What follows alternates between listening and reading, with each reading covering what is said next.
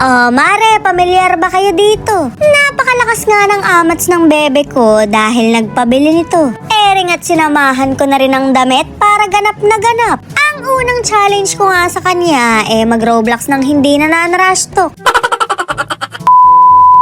Napansin ko nga yung bebe ko na busy sa pag-aaral. Pinapakabisado ko kasi yung multiplication table pero mukhang iba naman yung inaatupag. Love letter yata ang ginagawa, hindi timies. Napaka-effort mo naman masyado, may mga drawing pa. Ang pinagtataka ko lang kung sino si Pokachu.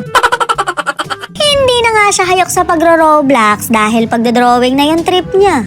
Ering at ipapakita ko sa inyo yung mga obra maestra niya. Kung hindi niya na itatanong, sa akin siya nagmana. Mahilig din kasi kung mag-drawing, sa kilay nga lang.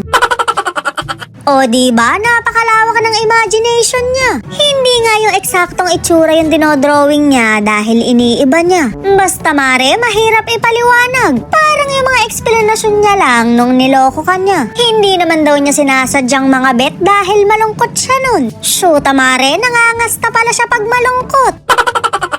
Naligo nga muna ako dahil amoy mandirigma na ako. Sakto namang tapos na mag-drawing yung bebe ko dahil nagliligpit na siya. Manang-mana talaga siya sa akin dahil masinop din siya. Nagliligpit din kasi ako ng pinag-inuman pagkatapos na kami. Kahit ano pang lasing ko, niraraos ko. Mare, kailangan at mapapalayas ako. Pinapikit ko nga yung bebe ko dahil may surprise ako. Akala pala niya Mare, pang-pi ito. Pero nung binulatlat ko, tuwang-tuwa siya. Ngayon niya lang na-realize na uniform pala sa Squid Game to. Ering at pinapasuot na kahit hindi ko pa nalalaban. Okay lang yun Mare, hindi naman kami maselan. Mga pek-pek shorts nga sa ukay-ukay, hindi ko na nilalaban. Diretso suot agad kahit amoy punja pa yan. Si tanga naman, dugyot na tawag doon, hindi walang selan. Sunod nga na surprise ko sa kanya, yung kending pinabili niya. Shoota Mare, ginalugad ko talaga to. Mahirap nga siyang hanapin, pero nakadiskarte pa rin ako. Alam nyo na, para sa pinakamamahal na bebe ko. Masarap kasing binibigyan yan dahil marunong maka-appreciate. Hindi katulad ng iba dyan, natanggihan mo lang ng isang beses, masama ka na. Ay, sorry Mare, balik tayo sa candy. Tingin! Ay! Naputol! Bang, bang! Oh no! Putol? Tingin. Hala!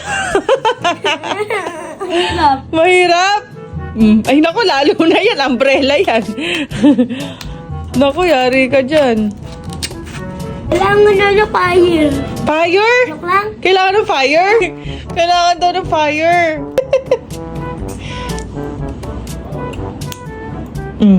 Tingin? What happened? Oh no! Uy! Uy! Uy! Galing!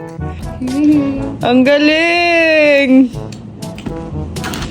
Ay, puro laway naman. Talo pa rin. Wala na. Kainin mo yan lahat, ha? Tanggal ngipin mo dyan.